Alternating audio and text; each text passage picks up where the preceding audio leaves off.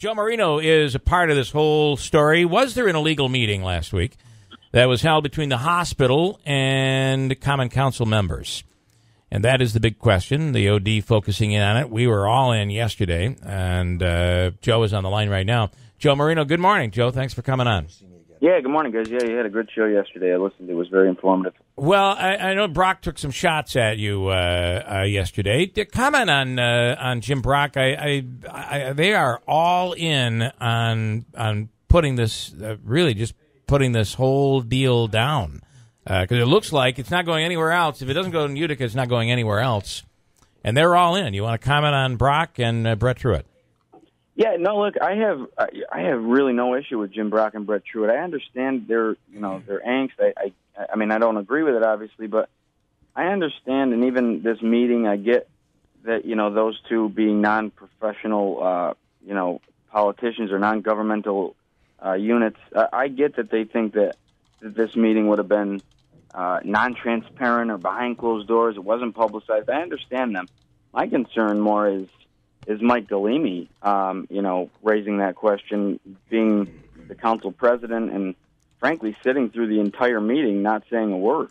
I mean, it's not like he got up and protest. It's so. Well, he said that he was there, and he said this on the air with us, that he was there to make sure that it didn't become an illegal meeting, and said that he was personally offended by the whole thing.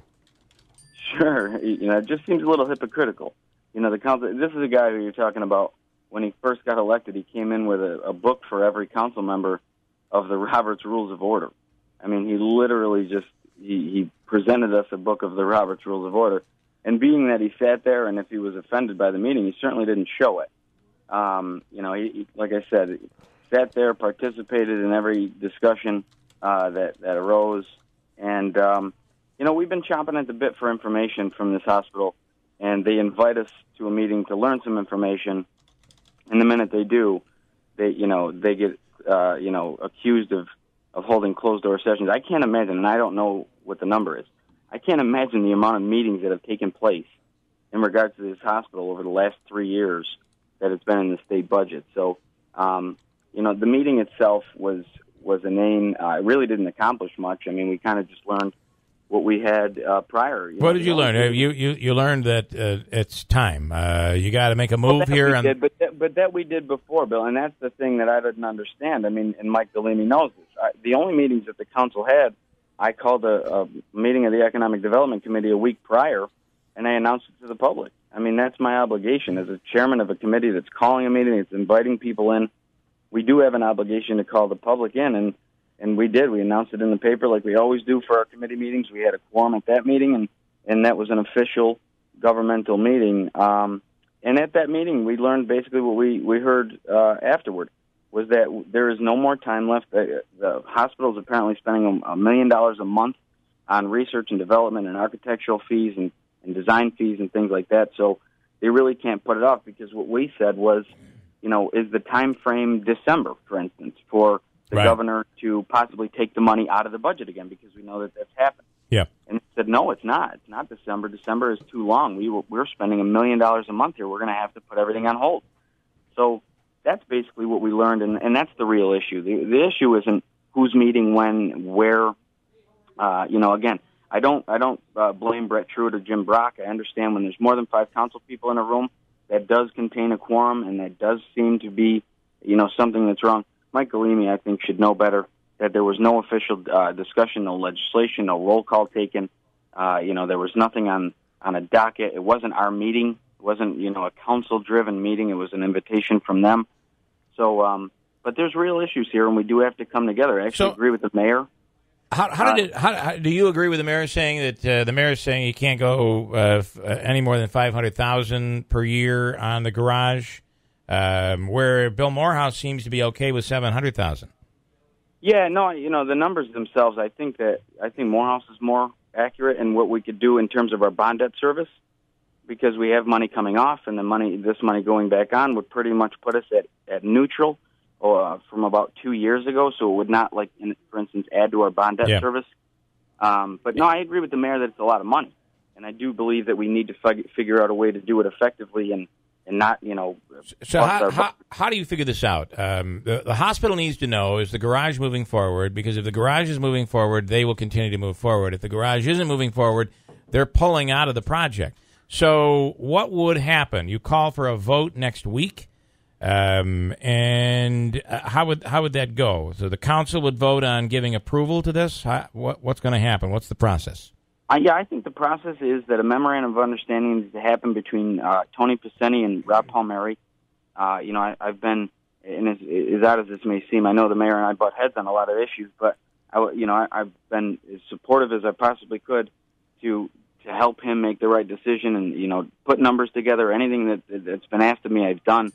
But I think the process is a memorandum of understanding needs to come together between the two executives, and then the two legislative bodies have to vote on allowing the executives to sign them. So that's generally what normally happens in memorandums of understanding. They're negotiated between the executives, and then the legislative body gets it subsequently to vote on agreeing to let them sign. So it's never one body just doing it all on their own. The body does need to vote after. So, we're very close. I can tell you that. Would there be a vote, soon? Would the council end up voting on this soon, you think? That I don't know. Again, that's up to the mayor and frankly, Mike Galimi. If there is legislation brought down, he's to put it in committee.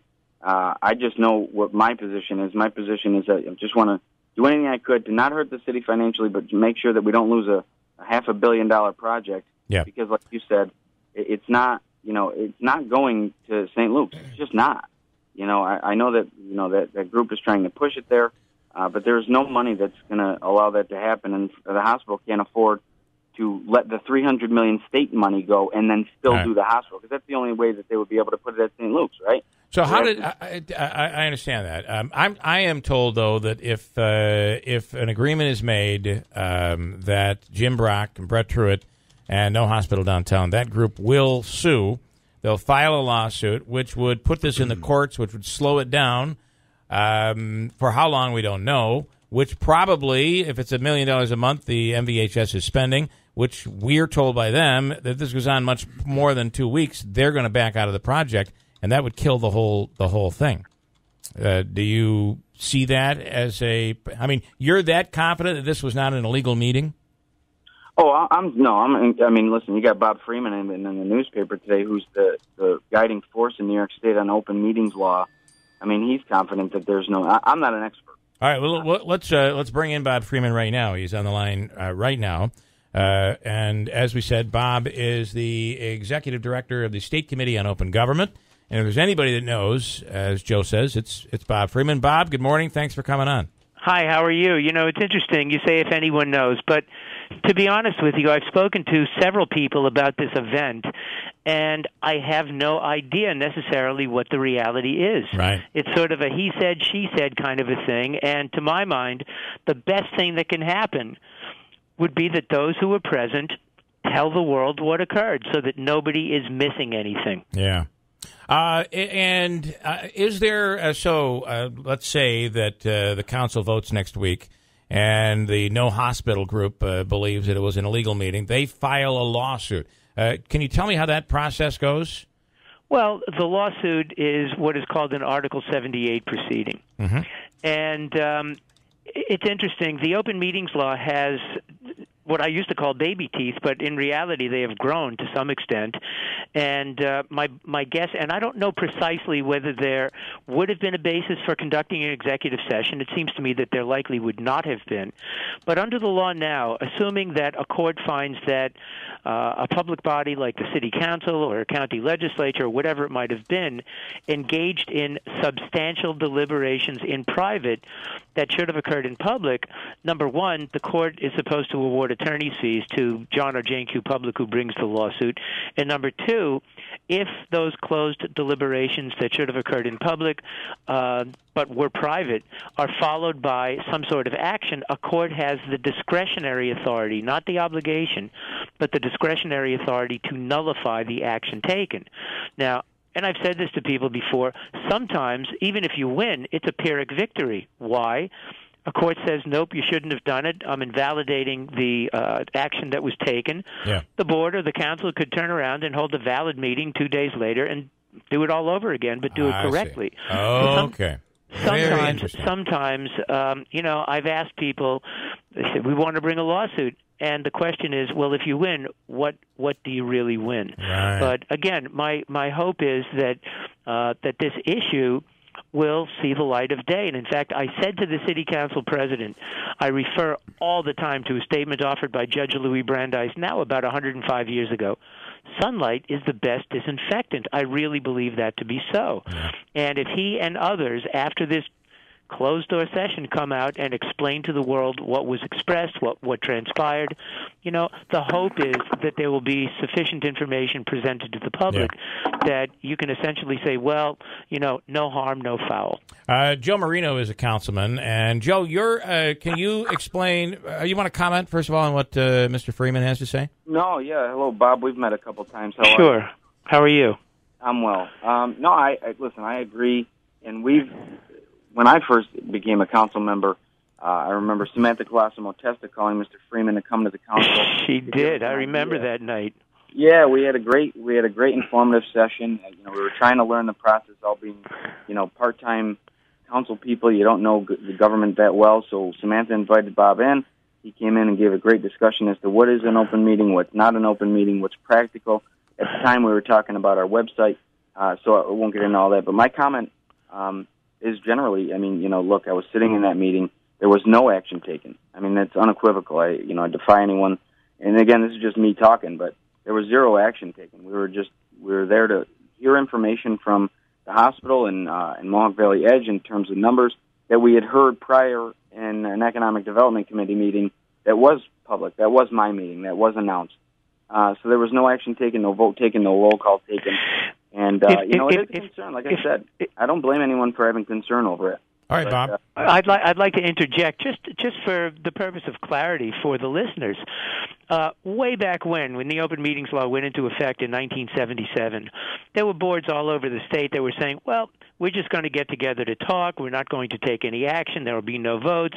This isn't a meeting. It's a workshop. It's a work session. It's everything but a meeting. Well, we disagreed, as did the state's highest court, and it's been clear that if indeed a majority, a quorum, gathers to conduct public business collectively as a body, even if there's no intent to take action, regardless of what the gathering is called, yes, it is a meeting covered by the Open Meetings Law that's supposed to be preceded by notice and, again, conducted open to the public. Now, in contrast, there have been any number of situations like the gathering that was just described, where you have a quorum in the room, but there may be 50 people in the room, including a quorum of a city council, 2 members sitting over on one side, 3 on the other side, 2 in the back, and every once in a while somebody will ask the question at that kind of gathering, are we in violation of the Open Meetings Law? And if you have a majority who are present at some sort of an educational gathering, a training, who knows, as part of a larger audience, nobody would walk in and say, gee, looks like, smells like, tastes like a meeting, and it would not be. So we have to look at facts often to attempt to figure out what the reality is in terms of the application of the law. And just to be clear on something, Bob, that you said earlier, even if it was determined this was an illegal meeting and there was a lawsuit, winning it wouldn't necessarily derail this public project for the hospital. It would just mean that any action taken at that illegal meeting would have to be redone on the record. And from what Joe's saying, they took no action. Well, yes. But again, the law says that... Hold on, Joe. Hold on. Go ahead, Bob. I was going to say that if a closed-door meeting is held and is later followed by an action taken based upon those discussions that should have occurred in public, a court may invalidate the action. But again, as I mentioned a moment ago, the board could turn around 2 days after the court's conclusion and do it over again and do it right. Sometimes shedding light changes the course of history. Sometimes it does not. So then how long would that process take? Because what's interesting in this whole process going on right now is it has been delayed several times for many reasons. This has not been a comfortable ride. And you now have the hospital saying, we have like a week to 2 weeks, and we're pulling out of the whole deal. We're spending $1 million a month. If we don't get this done in the next week and a half to 2 weeks, we're going to cancel the whole thing. How long would a court process take? That'll vary. There are situations where a judge will rule right from the bench, but that, in the scheme of things, is relatively rare. But, as the councilman said a moment ago, if all of this came out during a committee meeting that was held open to the public, and again, if those present explain what was expressed during that closed-door gathering, I don't know why necessarily this particular event would derail the project. Okay. And I don't know anything about the project. I don't know anything about it. I'm neither pro nor con. I really don't know anything. Yeah. Listen, if there's anybody in the world that can be trusted who is not political and lays it out based on the letter of the law, it's Bob Freeman. Well, thank you. I'm only on my 7th governor. And that right there says it all. Joe, do you want to comment at this point? Yeah, no, listen, again, I appreciate Bob because I have zero wealth of knowledge in this topic like Bob does. And again, we held a committee meeting prior to, in this particular meeting, I was invited personally. I really honestly, genuinely had no idea who would show up to the meeting. It turned out there was a quorum. I think everyone was very careful once that happened because we're a 9-member body, so it's that's what I was told also. But you hear from people who were not present, and it's hard to know what the reality is. Yeah. But what you just described, it was exactly what the city council president told me. All right, very interesting, Bob. Thank you so much for taking the time with us. My pleasure. And sorry about the. Let's hope that this is peacefully resolved. Let's cross our fingers on that one. Absolutely. So, all right, Bob. Thanks so much. Take care. Be well. Right, and Joe, I'll give you the final word on this here.